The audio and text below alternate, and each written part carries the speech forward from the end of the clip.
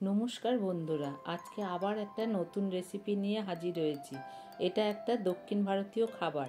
এটা রাভা ইডলি, ধোসা, নির্ধোসা, পুরি দিয়ে খুব খেতে ভালো লাগে। চলুন দেখে নেওয়া যাক কিভাবে এটা বানানো যায়। প্রথমে আমি 4টে আলু সিদ্ধ করে টুকরো করে নিয়েছি।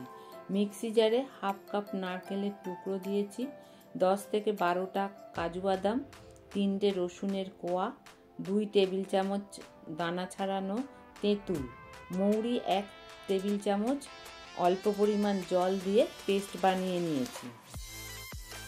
কড়াইতে 4 টেবিল চামচ সাদা তেল দিয়েছি।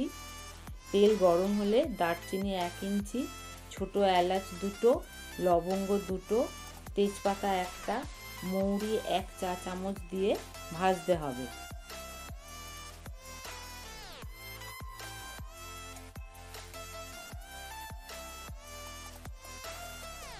ভাজার সুন্দর গন্ধ বেরোলে একটা পেঁয়াজ কুচি করে দিতে হবে। পেঁয়াজের কাঁচা গন্ধ চলে যাওয়া পর্যন্ত ভাজতে হবে। কেটে রাখা আলু দিয়ে ভালো করে ভেজে নিতে হবে। ভাজা হলে কারি পাতা দিতে হবে।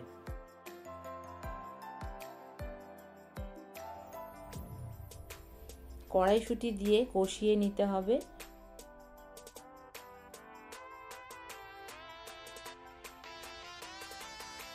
হাফ চা চামচ হলুদ গুঁড়ো, কাঁচা লঙ্কা কুচি, নুন স্বাদ মতো দিতে হবে।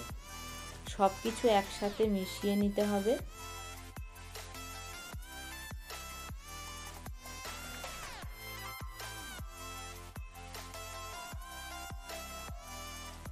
তারপর যে মশলা বাটা তৈরি করা ছিল সেটা দিয়ে ভালো করে কষে নিতে হবে,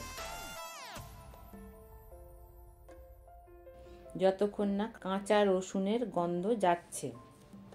ভালো করে কষানো হয়ে গেলে 2 কাপ জল দিতে হবে। নুন চেখে দেখতে হবে, লাগলে নুন দিতে হবে। একটু ঝোল রাখতে হবে, কারণ ঠান্ডা হলে ঘন হয়ে যাবে। 5 মিনিট রেস্টে রেখে পরিবেশন করতে হবে। এই রেসিপিটি কেমন লাগলো অবশ্যই কমেন্ট করে জানাবেন। রেসিপিটি ভালো লাগলে লাইক, শেয়ার ও সাবস্ক্রাইব করার অনুরোধ রইল। রেসিপিটি শেষ পর্যন্ত দেখার জন্য অনেক ধন্যবাদ।